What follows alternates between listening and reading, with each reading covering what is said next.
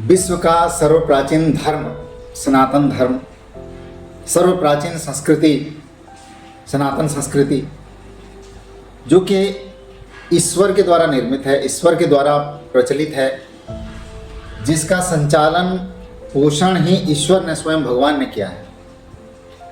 वेद मानव जीवन के उत्थान के लिए, सृष्टि को चलाने के लिए जिस ज्ञान को, जिसे हम वेद कहते हैं, जो स्वयं भगवान ने ही दिया, किसी व्यक्ति ने नहीं लिखा वेद, और उसी वेदों के ज्ञान को जो बहुत ही उच्च आदर्श, उच्च कोटि के सिद्धांत जिसमें है, ऊंचे स्तर के ज्ञान की बात है, उस सत्य सनातन धर्म, सबसे प्राचीन धर्म, पूरे विश्व में फैला हुआ एक समय, आज धीरे धीरे वो सिकुड़ता जा रहा है।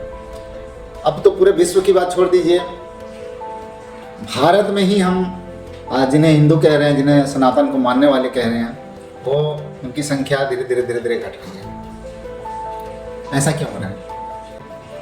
हम अपने धर्म को, अपने संस्कृति को ठीक से जाने नहीं, पहचाने नहीं।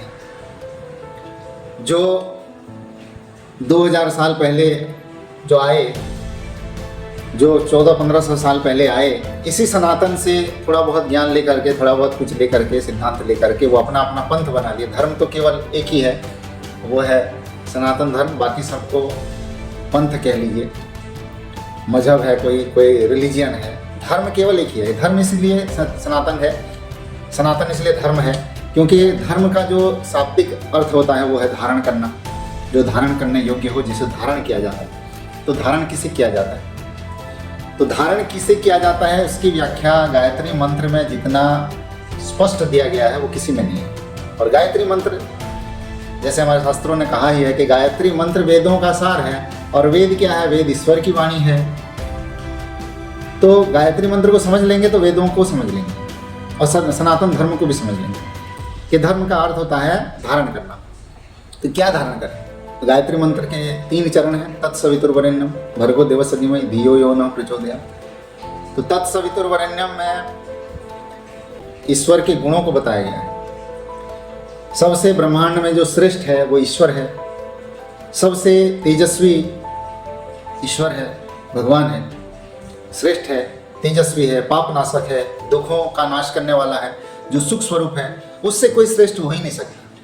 ये पहला चरण गायत्री मंत्र का तत्सवितुर्वरेण्यम ईश्वर के गुणों का वर्णन करता है। दूसरा चरण भर्गो देवस्य धीमहि, यानी उस ईश्वर को जो श्रेष्ठ गुणों का अधिकारी है, श्रेष्ठ गुणों का मालिक है, उसको हम धारण करें। ये दूसरा चरण कहता है भर्गो देवस्य धीमहि।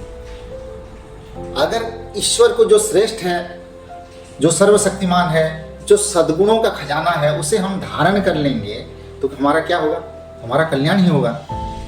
ये तीसरा चरण कहता है धियो यो नः प्रचोदयात्, वो ईश्वर हमें अच्छे मार्ग पर ले चले। तो धर्म का सिद्धांत ये हो सकता है जो कि श्रेष्ठ बनने के लिए कहे, न कि बंदूक दिखाकर, बम फोड़ करके, तलवार दिखाकर कोई कहे कि मेरा मान लो, हमारी बात मान लो। तो तुम्हारी बात क्यों माने? क्या इतना श्रेष्ठ विचार है किसी में? जो अपने आप को रिलीजियन कहते हैं, जो अपने आप को मजहब कहते हैं, क्या इसमें, उनमें कोई ऐसी बात है जिसको माना जाए कि अपने जो हमको मानेगा, जो हमारी बात मानेगा, हमारे लिए वही हमारा भाई, और जो हमारी बात नहीं मानेगा वो काफिर है, हम उसकी हत्या करेंगे, उसको छोड़ेंगे नहीं। ये कौन सा विचार हुआ? लेकिन सनातन क्या कहता है? महाउपनिषद में आता है अयम निजः परो वेति गणना लघुचेतसाम उदार चरितानाम तु वसुधैव कुटुंबकम, कि यह मेरा है, ये तेरा है। ये छोटे सोच वाले व्यक्ति करते हैं, छोटे सोच वाले, जो उदार चरित्र वाले हैं, जो उच्च आदर्श वाले हैं, जो बड़े सोच रखते हैं, वो पूरे विश्व को एक परिवार मानते हैं। ये सनातन धर्म है। यानी सनातन कहता है कि आत्मवत् सर्वभूतेषु, सभी प्राणी मेरे जैसे हैं, मेरे समान हैं। जो आत्मा मेरे अंदर है वो दूसरे प्राणियों के अंदर है।